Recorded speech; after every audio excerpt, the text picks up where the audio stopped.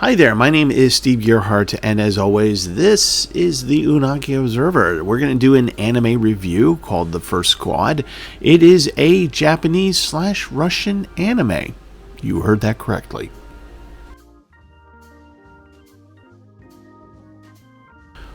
Alright, so this is an anime that I've actually seen before, I believe, with Brent and John. It was probably about 2 years ago, I think, at this point. And I kind of forgot that I saw it, basically. So I was at my favorite video rental store, Beyond Videos, linked down below, if you happen to be here in Baltimore. And I saw the DVD box for First Squad, and I kind of picked it up, and I was like, oh, okay, I'll give this a try, and, not really thinking that I'd seen it before. And then when I got home, I was just like, oh, yes, I have seen this, but it's been a while. And I don't think I've ever done a review on it. So here it is. Here's the review. So one of the unique things about this movie, before we get into the plot, is that this is, and I'm kind of looking at the notes here, this is basically an anime made for Japanese and Russian audiences. So this isn't really wasn't initially made to be thought to be distributed in America offhand. It eventually did under Manga Core, of course, but that would be in 2010, I believe. But in 2009, it was released at Cannes, actually. Mediocre reception. And then a little bit later on in 2009 in October, it was released in a Russian film festival to better reviews. So what is interesting about this is that it's a little over an hour long. It's a movie, and it is directed and written by it was directed by a Japanese. It was I believe drawn by Japanese, but the scripts were Russian, written by Russians. The initial voice actors are Russian. So when you put the DVD into the player, you have a whole list of languages, right? Usually it's like English with Japanese subtitles or Japanese with English subtitles, whatever it is, but it's usually Japanese English. Well, you have Japanese, English, and Russian. So that's kind of unique. So if you want to watch this thing in Russian, you can actually. So at the time, famous Japanese DJ Crush did the soundtrack to it. Actually, it's pretty cool. It's pretty nice. I think it's one of the better things of the movie, honestly. The production company was Studio 4Cs and Molot Entertainment, so it was a collab. But yeah, so the initial release countries were Russia and Japan. Total box office receipts between the two countries was $292,000. So that should tell you how well this movie did. So let's get into the plot. This is very much in 1941, 1942, the start of World War II. We see Nadia, who is, the daughter of these circus acrobats. High wire kind of stuff, trapeze and all that stuff.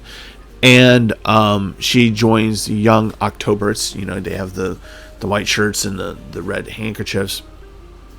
And she becomes friends with these other group of kids. Let's see, one really big guy, strong guy. One guy is a sniper, the love interest. A girl who uses a flamethrower, and the youngest of the group, the young pup of the group, who runs around with the SP-590, I think it is called, machine gun, just mowing people down. They're all in their teens, so to speak, and they're being trained because they have physical abilities, like they're in shape, and they have they're athletic and that kind of thing, but they also have psychic abilities as well.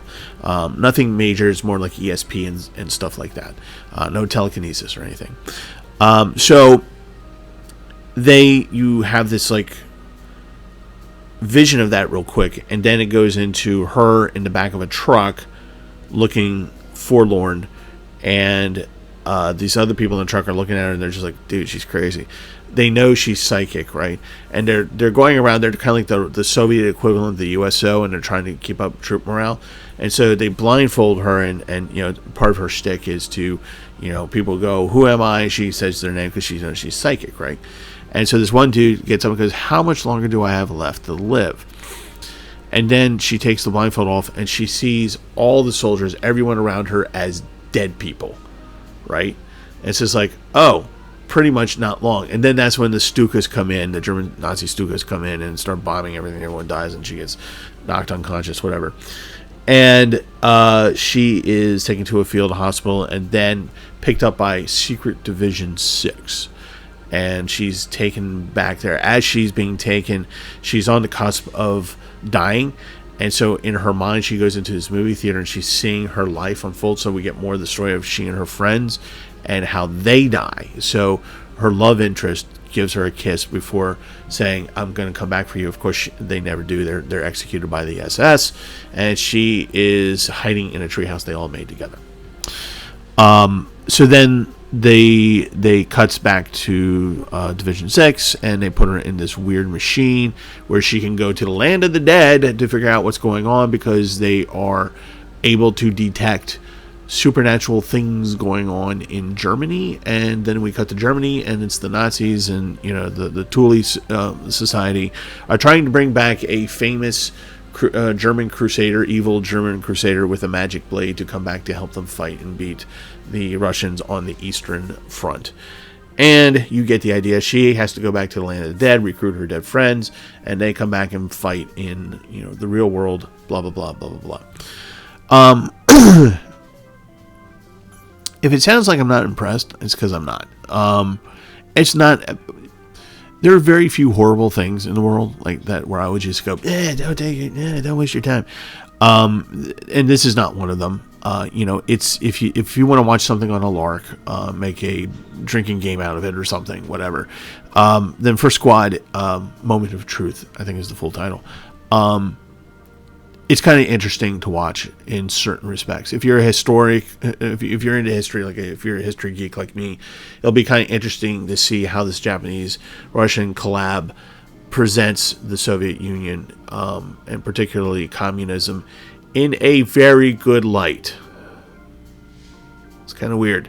This thing came out in 2009, okay? So we know better. Even back in 2009, we know better, right? But that's how it's presented.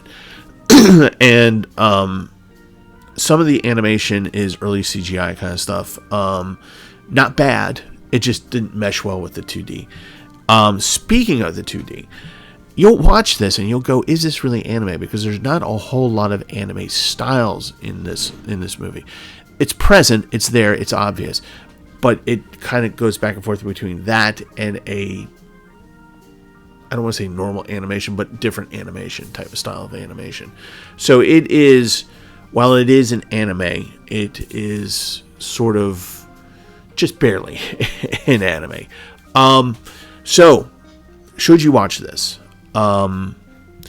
If you have better, more important things to watch than this, by all means. If you never see this anime, that's okay. It's really not that great. It's not that good. It's not. There's nothing groundbreaking here. There's nothing. The only thing that's groundbreaking here is that it's interesting on how meshed in the collaboration between the Japanese and the Russians to make this particular anime was. Not so much the anime itself. So, interesting take on the Soviet Union communism, interesting take on the war and how you bring dead people into a physical war. So, if you come across it and you want to watch it, go ahead. It'll be about an hour or so of your life that you may or may not feel like you wasted. That's the best I could do. Sorry. Okay, so that's it for this week. That was a review of First Squad, The Moment of Truth. A barely mediocre anime. Should you want to watch it, it's not the end of the world if you do. If you don't, it's also not the end of the world if you don't watch it. So there you go. All right, so that's going to be it. We got some interesting stuff coming up over the next couple weeks. We've got a Japanese punk album review, and we're going to talk about illegal Chinese manga. So stay safe, be healthy, love you guys, and as always, watch more anime.